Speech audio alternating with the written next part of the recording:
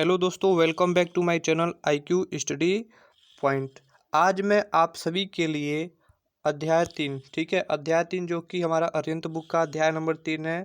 आज इस टॉपिक के अध्याय नंबर 3 धातु और अधातु, इस चैप्टर के अध्याय नंबर 3 धातु और अधातु के नोट्स कराने वाले हैं।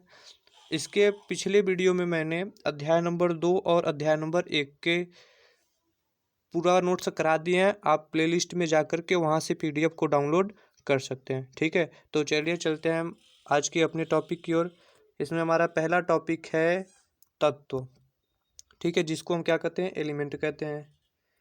वे सूक्ष्मतम कण जिनसे पदार्थ निर्मित होते हैं तत्व कहलाते हैं, ठीक है। बात समझ में आ गया कि वे सूक्ष्मतम कण जिनसे पदार्थ निर्मित होते हैं क्या कहलाते हैं, तत्व कहलाते हैं, ठीक है। तत्वों को, ये जो तत्व हैं, ठीक है ना, इन तत्वों को भौतिक तथा रासायनिक गुणधर्मों के आधार पर 3 भागों में बांटा गया है, वर्गीकृत किया गया है। ऐसा क्यों? क्योंकि इनके अध्ययन को हम सरलतापूर्वक समझ सकें, ठीक है, इसलिए इनको 3 भागों में बांटा गया है। तो ये जो हमारा तत्व है, ठीक है ना, इस तत्व को 3 भागों में बांटा गया है। पहला है हमारा धातु, ठीक, दूसरा है अधातु और तीसरा है उपधातु, ठीक है। उपधातु है, अधातु नहीं है, ठीक। ये हमारे तत्व हैं। तत्वों को 3 भागों में भौतिक और रासायनिक गुणधर्मों के आधार पर बांटे गए हैं, ठीक। तो आप पहला हेडिंग डाल लीजिए, जिसे कहते हैं हम क्या, धातु, ठीक है, जिसे मेटल के नाम से जानते हैं, ठीक है।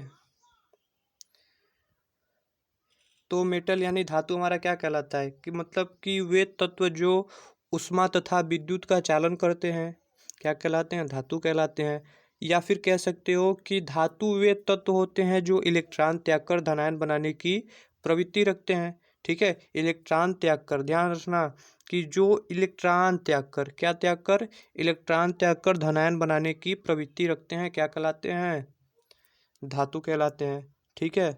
उदाहरण देख लीजिए, सोडियम, ठीक है, पोटेशियम, इसके बाद एल्युमिनियम, कॉपर, सोना, चांदी, लिथियम, ये सब हमारे क्या है, धातु हैं जो ऊष्मा या विद्युत का चालन आसानी से करते हैं या फिर इलेक्ट्रॉन त्याग कर धनायन बनाने की प्रवृत्ति रखते हैं, ठीक है। नोट पॉइंट में आप सभी लिख लीजिएगा, ठीक है, ये नोट पॉइंट बहुत ही इंपॉर्टेंट है। पूछता है कि कौन सा धातु कमरे के ताप पर द्रव अवस्था में पाई जाती है, ठीक है। तो हमारा जो मरकरी होता है ये कमरे के ताप पर कौन सी अवस्था में पाई जाती है, द्रव अवस्था में, ठीक है, इंपॉर्टेंट है ये, ठीक। इसके बाद आप सब हेडिंग डाल लीजिए कि धातुओं के भौतिक गुण, धातुओं के भौतिक गुण। इसमें हमारा पहला है धात्विक चमक, क्या है, धात्विक चमक। तो ये जो धातु होता है इसमें मुक्त इलेक्ट्रॉन उपस्थित होते हैं जिसके कारण इसमें एक विशेष प्रकार की चमक पाई जाती है जिसे क्या कहते हैं, धात्विक चमक। धात्विक चमक क्यों होता है? क्योंकि ये जो धातु होते हैं, धातुओं में मुक्त इलेक्ट्रॉन उपस्थित होते हैं। क्या उपस्थित होते हैं? मुक्त इलेक्ट्रॉन। इन्हीं इलेक्ट्रॉनों की उपस्थिति के कारण धातुओं में एक विशेष प्रकार की चमक पाई जाती है, एक विशेष प्रकार की चमक पाई जाती है जिसे हम धात्विक चमक कहते हैं, ठीक है। बात समझ में आ गया होगा आप सभी को। चलते हैं इसके बाद इस उदाहरण देख लीजिए आप सब, ठीक है ना। उदाहरण बहुत ज़रूरी है क्योंकि उदाहरण एग्जाम में लिखना ज़रूरी होता है, तभी नंबर हमें मिलता है, ठीक है। उदाहरण मिल लिए, सोना हो गया जिसका प्रतीक AU होता है, चांदी हो गया, इसके बाद तांबा हो गया, ठीक है। अपवाद में आप सभी लिख लेना, ठीक है ना। अपवाद में भाई लिख लेना, छोड़ना मत, क्योंकि अपवाद देखियो पूछता है कि आयोडीन तथा ग्रेफाइट भी क्या होती हैं, ये चमकीली होती हैं। अभी हमने बताया कि धातु में एक विशेष प्रकार की चमक होती है, तो आयोडीन भी हमारा चमकदार होता है और ग्रेफाइट जो पेंसिल में काला पदार्थ होता है, ठीक है ना, ये जो ग्रेफाइट है, ग्रेफाइट भी हमारा क्या होता है, ग्रेफाइट भी हमारा चमकदार होता है, ठीक है ना। और आयोडीन भी क्या होता है, चमकदार। लेकिन ये क्या है, ये धातु नहीं है, ये अधातु है, ठीक है। तो इस बात को नोट करना। पूछता है कि पेंसिल में जो काला पदार्थ लगा होता है वो क्या होता है, तो पेंसिल में लगा काला पदार्थ ही हमारा क्या होता है, ग्रेफाइट होता है, और ये हमारा क्या होता है, अधातु होता है, ठीक है। दूसरा पॉइंट है हमारा विद्युत एवं ऊष्मीय सुचालकता, ठीक है ना, विद्युत एवं ऊष्मीय सुचालकता। तो धातुओं में मुक्त इलेक्ट्रॉनों की उपस्थिति के कारण धातुएं सुगमता से विद्युत तथा ऊष्मा को अपने अंदर से प्रवाहित होने देती हैं। ठीक है, इसी गुण को क्या कहते हैं? विद्युत एवं ऊष्मीय सुचालकता कहते हैं धातु का। बात समझ में आ गया कि धातुओं में मुक्त इलेक्ट्रॉनों की उपस्थिति के कारण, ठीक है ना, धातुओं में किसकी उपस्थिति के कारण? मुक्त इलेक्ट्रॉनों, ठीक है ना, मुक्त इलेक्ट्रॉनों की उपस्थिति के कारण जो धातुएं होती हैं ये सुगमता से क्या करती हैं? विद्युत तथा ऊष्मा को अपने अंदर से प्रवाहित होने देती हैं। धातुओं का यही गुण क्या कहलाता है? ऊष्मीय सुचालकता या विद्युत विद्युत सुचालकता। ठीक है, इसके बाद यहाँ पे आप नोट पॉइंट करके लिख लेना, ठीक है ना। पूछता भी है एक नंबर के ऑप्शन में, एक नंबर के ऑप्शन में अधिकतर पूछता है कि विद्युत का सर्वश्रेष्ठ सुचालक क्या है। तो विद्युत का सर्वश्रेष्ठ सुचालक हमारा हो जाता है चांदी। क्या हो जाता है? चांदी, जिसका प्रतीक क्या होता है? Ag होता है। ठीक है, इसके बाद अगला हमारा है, तीसरा है आघातवर्धनीयता। क्या है? आघातवर्धनीयता, ये भी इम्पोर्टेंट है। ठीक है, आघातवर्धनीयता। तो आघातवर्धनीयता क्या है कि धातुओं को पीटकर उन्हें पतली चादर के रूप में क्या कर देना? परिवर्तित कर देना। ठीक है ना, कि धातुओं को पीटकर उन्हें पतली चादर के रूप में परिवर्तित कर देना क्या कहलाता है? हमारा आघातवर्धनीयता कहलाता है। ठीक है ना, यानी धातु को जब जैसे हो गया कि हम लोग देखे होंगे जो लोहार होते हैं, लोहार लोग होते हैं, ठीक है ना, वो लोग क्या करते हैं? धातु को पीटते हैं तो क्या हो जाता है? वो मतलब फैल जाता है। ठीक है ना, तो धातु के उसी गुण को क्या कहते हैं? आघातवर्धनीयता कहते हैं। ठीक है, उदाहरण में देख लीजिए, जैसे हो गया हमारा, ठीक है, चांदी और सोना। ठीक है, चांदी और सोना ये सब क्या है? हमारे आघातवर्धनीय है। ठीक है, चांदी और सोना। यहाँ पे नोट पॉइंट भी लिख सकते हैं आप कि सबसे ज़्यादा आघातवर्धक कौन सी धातु होती है? तो सबसे ज़्यादा आघातवर्ध धातु हमारा होता है सोना होता है। क्या होता है? सोना। ठीक है, सबसे ज़्यादा आघातवर्ध हमारा सोना होता है। इसको हम पीट करके कितना मतलब कितना मोटाई का बना सकते हैं? पतली चादर 0.0001 mm से भी कम मोटाई का पतली तार के रूप में इसको हम क्या कर सकते हैं? परिवर्तित कर सकते हैं। ऑप्शन में पूछता है कि सबसे ज़्यादा आघातवर्ध धातु कौन सा है? तो सबसे ज़्यादा आघातवर्ध धातु हमारा होता है सोना। ठीक है, इसके बाद अगला है हमारा टॉपिक है तन्यता। क्या है? तन्यता, ये भी एग्जाम में पूछता है बहुत बार। ठीक है, कि तन्यता किसे कहते हैं? तो धातुओं को खींचकर, ठीक है ना, धातुओं को खींचकर, ध्यान रखिएगा, धातुओं को खींचकर तार बनाने के गुण को क्या कहते हैं?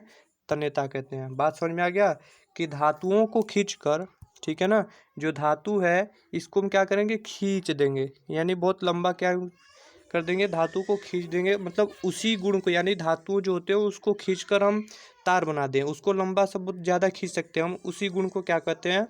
तन्यता। सीधी भाषा में कह सकते हैं आप, धातुओं को खींचकर तार बनाने के गुण को तन्यता कहते हैं। ठीक है, उदाहरण में देखिए, जैसे हो गया हमारा उदाहरण, अब जो होता है हमारा सोना होता है 1 ग्राम सोने से, ठीक है ना, कितने ग्राम? 1 ग्राम सोने से 2 किलोमीटर लंबी महीन तार बनाई जा सकती है। ठीक है ना, जो हमारा सोना होता है 1 ग्राम सोने से हम 2 किलोमीटर लंबी महीन तार बना सकते हैं। ठीक है, इसके बाद है टंगस्टन। इसी में है टंगस्टन। टंगस्टन आप सब देखे होंगे, ये जो हमारा बल्ब होता है, ठीक है ना, उसमें पतला से लगा होता है, वही हमारा क्या होता है? टंगस्टन होता है। ठीक है ना, तो टंगस्टन के बारे में आप सब लिख लेना कि टंगस्टन जो होता है इसका प्रतीक हमारा क्या होता है? डब्लू होता है। क्या होता है? डब्लू होता है। तो टंगस्टन के तारों का उपयोग बल्ब के फिलामेंट यानी तंतु, कहाँ होता है? बल्ब के फिलामेंट तंतु बनाने में किया जाता है। पूछता है कि बल्ब का फिलामेंट जो होता है वो किससे बना होता है? तो किससे बना होता है? हमारा टंगस्टन से बना होता है। ठीक है, ये 1 नंबर के ऑप्शन में पूछा जाता है। इसके बाद है हमारा पाँचवा है हमारा जो है कि क्या है? कठोरता। क्या है? कठोरता, जिसे हम क्या कहते हैं? हार्डनेस कहते हैं। ठीक है, तो साधारण ताप पर, ठीक है ना, साधारण ताप पर अधिकांश धातुएं क्या होती हैं? कठोर होती हैं। यानी साधारण ताप पर अधिकांश धातुएं क्या होती हैं? कठोर होती हैं। इसी गुण को धातुएं का क्या कहते हैं? कठोरता जैसे हो गया हमारा एल्यूमिनियम हो गया, ठीक है ना। इसके बाद क्या हो गया, तांबा हो गया। इसके बाद Fe हो गया जो हमारा लोहा है, ठीक है। इसके बाद हमारा अगला टॉपिक है, मतलब टॉपिक क्या है इसमें नोट करके आप लिख सकते हैं, ठीक है ना। नोट पॉइंट में लिख लेना कि सोडियम और पोटेशियम, ठीक है ना। यानी ये जो सोडियम है हमारा, ठीक है, ये जो हमारा सोडियम है और क्या है पोटेशियम, ये दोनों क्या है, मृदु धातु हैं, ठीक है ना। इन्हें हम क्या करते हैं, चाकू से आसानी से काट सकते हैं, ठीक है ना। बात समझ में आ रही है कि नहीं। ये जो हमारा सोडियम, ठीक है ना, ये सोडियम और ये पोटेशियम, जो सोडियम पोटेशियम ये क्या है, कैसे धातु हैं, ये मृदु धातु हैं। इन्हें हम चाकू से, ठीक है ना, चाकू से आसानी से क्या कर सकते हैं, काट सकते हैं। पूछता है कि निम्न में से किससे, मतलब कौन सी धातु को आसानी से हम चाकू से काट सकते हैं। तो हमारा ऑप्शन में धातु में सोडियम रहेगा और पोटेशियम, तो ये दोनों ऑप्शन हमारे क्या हो जाएंगे, सही हो जाएंगे, ठीक है। इसके बाद अगला है हमारा गलनांक व क्वथनांक, ठीक है। गलनांक और क्वथनांक आप पिछली कक्षाओं में पढ़ चुके होंगे, ठीक है ना। गलनांक और क्वथनांक आप पिछली कक्षाओं में पढ़ चुके हैं, लेकिन फिर भी यहाँ पे पढ़ लीजिए, ठीक है। जब ताप, ठीक है ना, जब मतलब वह ताप जिस पर कोई, ठीक है ना, वह ताप जिस पर कोई धातु अपनी ठोस, याद रखना क्या कह रहा है कि अपनी ठोस अवस्था से द्रव अवस्था, कौन सी अवस्था से, ठोस अवस्था से द्रव अवस्था में परिवर्तित हो जाता है, तो उसे क्या कहते हैं, गलनांक कहते हैं। क्या कहते हैं, गलनांक कहते हैं, ठीक। बात समझ में आ गया कि वह ताप जिस पर कोई धातु अपनी ठोस अवस्था से द्रव अवस्था में परिवर्तित हो जाती है, उससे उस धातु का क्या कहते हैं, गलनांक कहलाता है, ठीक है। क्वथनांक देख लेते हैं, क्वथनांक, ठीक है ना, ध्यान देना। जबकि क्वथनांक वह ताप है जिस पर धातु द्रव अवस्था, अब यहाँ पे नोट करना भाई, यहाँ पे द्रव अवस्था से किस अवस्था में परिवर्तित हो रहा है, वाष्प अवस्था में, तो वह क्या कहलाएगा, हमारा क्वथनांक। बात समझ में आया कि जबकि क्वथनांक वह ताप है जिस पर धातु द्रव अवस्था से वाष्प अवस्था में परिवर्तित हो जाता है, क्या कहलाता है, क्वथनांक कहलाता है, ठीक है। तो यहाँ पे उदाहरण देख लीजिए आप सब, ठीक है। उदाहरण में जो हमारा आयरन है, आयरन यानी क्या है, जो लोहा है, उसका क्वथनांक मतलब उसका गलनांक देखिए कितना है, उसका गलनांक है 100, मतलब 1535 डिग्री सेल्सियस। इसके बाद हमारा क्या है, कॉपर है, ठीक है, क्या है, कॉपर। कॉपर का जो गलनांक होता है ये कितना होता है, 1038 डिग्री सेल्सियस। बात समझ में आ गई, ठीक है। अगला हेडिंग डालिएगा घनत्व, जिसे हम डेंसिटी कहते हैं, ठीक है। क्या कहते हैं, डेंसिटी।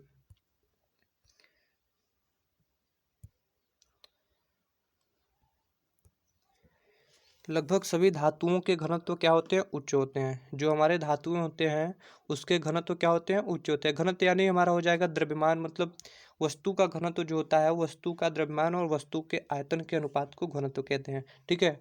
तो मतलब जो भी धातुएं होती हैं वो क्या होती हैं, उच्च होती हैं, उनके घनत्व क्या होते हैं, उच्च होते हैं। मतलब या कह सकते हो कि वो क्या होती हैं, भारी होती हैं। मतलब क्या होती हैं, वे भारी होती हैं, वो क्या कहलाती हैं, घनत्व कहलाता है, ठीक है। वस्तु का यानी धातु का घनत्व, ठीक है।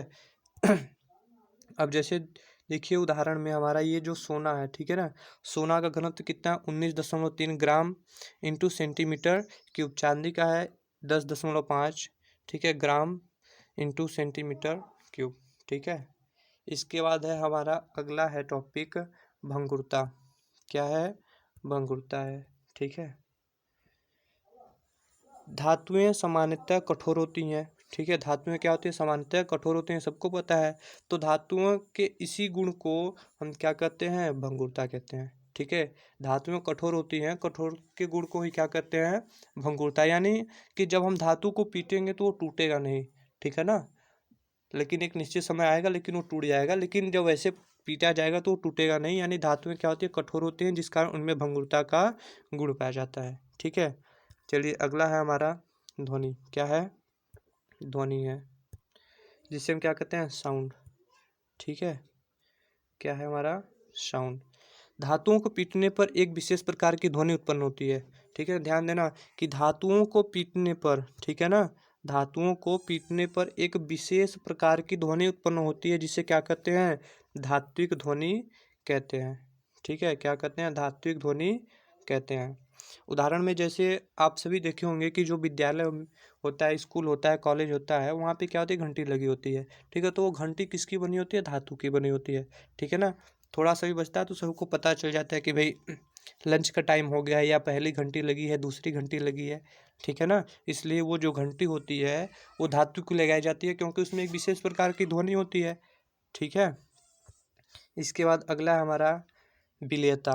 क्या है, विलेयता। सामान्यतः धातुएं जल में अविलेय होती हैं। जो धातुएं क्या होती हैं, वो जल में अविलेय होती है, यानी वो जल में घुलती नहीं है। ये तो सबको पता है, धातु कहाँ घुलेगा जल में।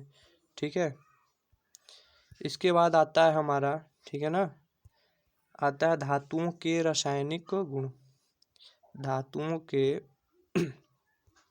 रासायनिक गुण, केमिकल प्रॉपर्टीज ऑफ मेटल्स। ठीक है, तो इसमें हमारा जो है पहला है, ठीक है ना, ये जो हमारा पहला क्या कह रहा है कि धातुओं की ऑक्सीजन से क्रिया, यानी जब हमारा धातु ऑक्सीजन से क्रिया करेगा तो क्या बनेगा। ठीक है ना, तो ये जो धातु होती है हमारी, ठीक है ना, धातुएं ऑक्सीजन से क्रिया करके क्या बनाती हैं, ऑक्साइड में परिवर्तित हो जाती हैं। धातुएं ऑक्सीजन से अभिक्रिया करके ऑक्साइड में परिवर्तित हो जाती हैं। ठीक है, ये हमारा हो गया धातु हो गया। ठीक, और ये हमारा क्या हो गया, ऑक्सीजन। ठीक, ये क्या करते हैं, अभिक्रिया करते हैं तो किसमें, धातु, और मतलब क्या बना लेते हैं, ये धातु ऑक्साइड के रूप में परिवर्तित हो जाते हैं। ठीक है, उदाहरण देख लीजिए, मैग्नीशियम हमारा धातु है, ऑक्सीजन से अभिक्रिया करने के बाद क्या बना लिया है, मैग्नीशियम ऑक्साइड। ठीक है, बात समझ में आ गया, लिख लीजिए इन सबको। इसके बाद अगला है हमारा धातुओं की जल से अभिक्रिया।